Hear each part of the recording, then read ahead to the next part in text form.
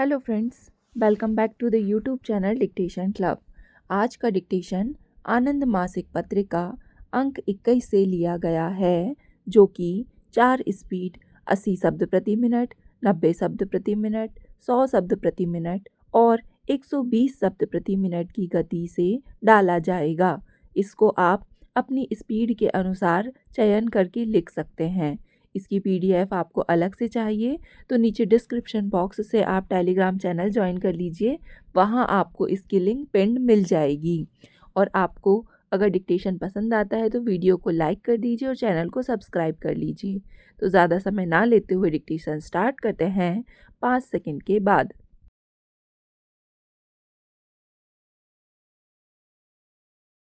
महोदय, निवारक तथा सामाजिक चिकित्सा की अवधारणा में रोगों की रोकथाम करने और रोग का उपचार करके स्वास्थ्य ठीक रखने पर विशेष जोर दिया जाता है, जो कि चिकित्सा शिक्षा का एक प्रमुख उद्देश्य है।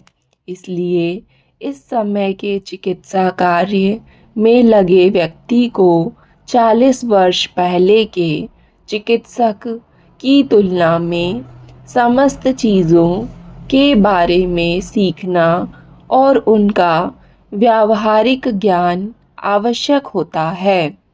उसे रोग निरोधक टीके लगाने तथा अन्य तकनीकी के बारे में जानकारी प्राप्त करनी पड़ती है।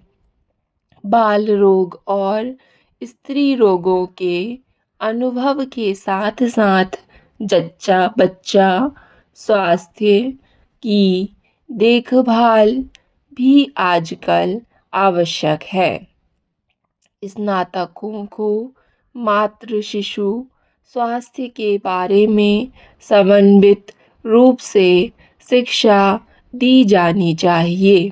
उसे प्रसूति विज्ञान, रति रोग चिकित्सा तथा बाल रोग चिकित्सा जैसे परंपरागत विषयों को केवल स्नातकोत्तर स्तर पर ही पढ़ाया जाना चाहिए। वर्तमान समय की तुलना में इन विषयों में प्रशिक्षण को और महत्व दिया जाना चाहिए। यह वांछनीय है कि प्रशिक्षण इस समय की तुलना में और ज़्यादा लंबी अवधि का हो और यदि संभव हो तो समूचे चिकित्सा पाठ्यक्रमों के दौरान दिया जाए और शैक्षिक प्रक्रिया के विभिन्न चरणों के अनुरूप उपयुक्त स्थितियों का चयन किया जाए। इसके अतिरिक्त समाज की आवश्यकताओं के बारे में छात्रों को और कारगर ढंग से शिक्षित किया जाना चाहिए। किसी बड़े शहर में अस्पताल खोलकर ऐसा अनुभव देना संभव नहीं है। निवारक और सामाजिक चिकित्सा में प्रशिक्षण के दौरान छात्रों को और अधिक व्यावहारिक ज्ञान प्राप्त करने का अवसर दिया जाना चाहिए।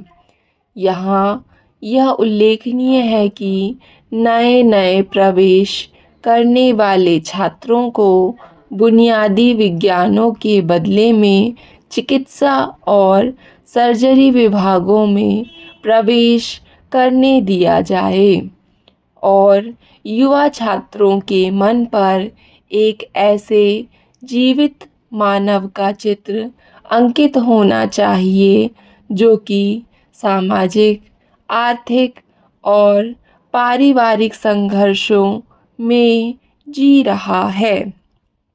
इससे शुरू में शव का दृश्य दिखाने से युवा मस्तिष्क को बचाया जा सकेगा।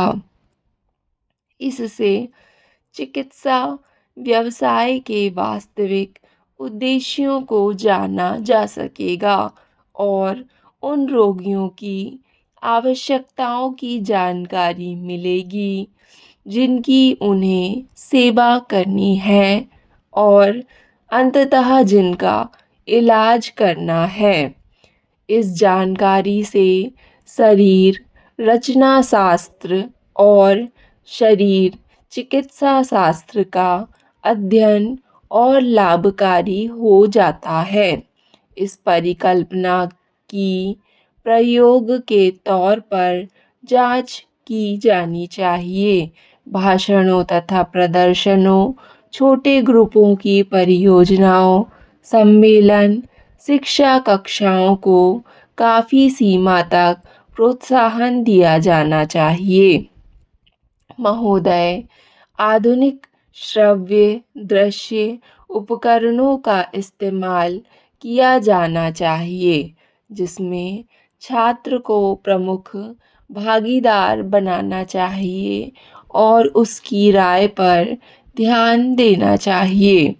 इससे उसके विचारों की स्वतंत्रता, तर्कसंगत चिंतन की आदत, उत्तरदायित्व की भावना तथा संबद्ध विषय के ठोस ज्ञान पर आधारित पहल आदि पर्याप्त विकसित होने में सहायता मिलेगी। चिकित्सा छात्र के पाठ्यक्रम में तथा उसके प्रवेश के दौरान चयनात्मक समय के प्रावधान को पाठ्यक्रम की पुनर्गठित पद्धति पर लाभकारी ढंग से विचार किया जाना चाहिए। नशे की लत तथा एड्स आदि जैसी समस्याओं को हल करने के लिए पाठ्यक्रम में शिक्षण और प्रशिक्षण को समन्वित तरीके से शामिल किया जाना चाहिए जिससे देश के सामने मौजूद निदान के इन पहलुओं के बारे में युवा छात्रों के कौशल का विकास किया जा सके। यह भी वांछनीय है कि छात्र को चिकित्सा पत्रिकाओं, रोगियों के मामलों के अध्ययन, मरीजों से अनौपचारिक रूप से मुलाकात और व्यावहारिक तथा सैद्धांतिक प्रशिक्षण का आकलन करने के लिए उसे समय मिलना चाहिए। हमारे चिकित्सकों को शिक्षा को सकारात्मक दृष्टिकोण वाली बनाने के लिए उसे आवश्यकता पर आधारित करना चाहिए और सामुदायिक स्वास्थ्य कार्यक्रम में छात्रों को प्रत्यक्ष रूप से शामिल करना चाहिए ताकि ग्रामीणों की सेवा करने के लिए उसे आवश्यक प्रेरणा उपलब्ध हो सके। चिकित्सक को आम लोगों के साथ रहना चाहिए। औषधीय शिक्षण के दायरे को शिक्षण अस्पताल के वार्डों और बहिरंग विभागों से उसे जिला अस्पतालों तथा प्राथमिक स्वास्थ्य केंद्रों का इस्तेमाल करके उसे दूर दराज की सेवाओं तक ले जाना चाहिए। यह कार्रवाई तभी संभव है जबकि बाह्य सेवाओं के कर्मचारी प्रबंध और शैक्षिक प्रौद्योगिकी में प्रशिक्षण प्राप्त करें और शिक्षण अस्पताल का अभिन्न अंग भी बने। कुछ देशों में समस्या पर आधारित शिक्षण का कई स्कूलों में शैक्षिक दृष्टिकोण के रूप में सफलता से इस्तेमाल किया गया है, जिनमें से कुछ स्वास्थ्य सेवाओं के लिए समुदाय पर आधारित शैक्षिक संस्थाओं के तंत्र से संबद्ध है। समस्याओं के बारे में शिक्षा से छात्र यह सीखने में समर्थ हो जाता है कि प्राथमिक स्वास्थ्य समस्याओं के समाधान के लिए आवश्यक वैज्ञानिक सिद्धांतों को पहले समझें और उचित हल खोजें। हाल में विदेशों में शिक्षा के बारे में एक नया दृष्टिकोण अपनाया गया है, जिसे समुदाय पर आधारित शिक्षा का नाम दिया गया है और इसका अधिकाधिक इस्तेमाल किया जा रहा है। इसमें छात्र शुरू से ही स्वास्थ्य संरक्षक की अनेक बातों का अध्ययन कर लेता है। सभापति महोदय, यह समस्या विकसित देशों की ही नहीं बल्कि विकासशील एवं अविकसित देशों में भी व्यापक रूप से है। सामान्यतः यह समझा जाता है कि प्रदूषण मात्र औद्योगिक देशों की ही मुख्य समस्या है, लेकिन ऐसा नहीं है। भारत जैसे अल्प औद्योगीकृत देश को ही इसका सामना करना पड़ रहा है। जापान जैसे उद्योग प्रधान व पश्चिमी देश इस समस्या की विकरालता से हमसे अधिक परिचित हैं, इसलिए इसके हल के लिए वहाँ निरंतर प्रयास किए जा रहे हैं। उनकी तुलना में हमारे प्रयास बहुत ही कम हैं। सामान्यतः औद्योगीकृत देशों में प्रदूषण की समस्या शहरों तक ही सीमित है, जबकि भारत में यह समस्या गांवों में ही विद्यमान है।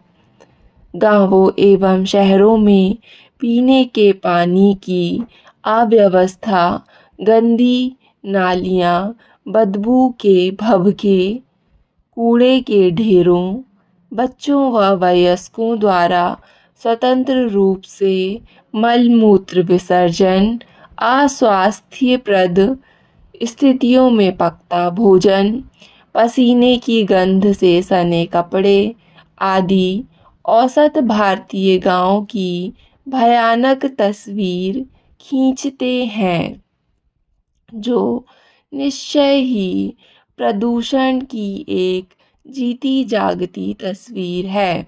भारत में जल और वायु प्रदूषण की समस्या दिन प्रतिदिन विकराल रूप ग्रहण करती जा रही है।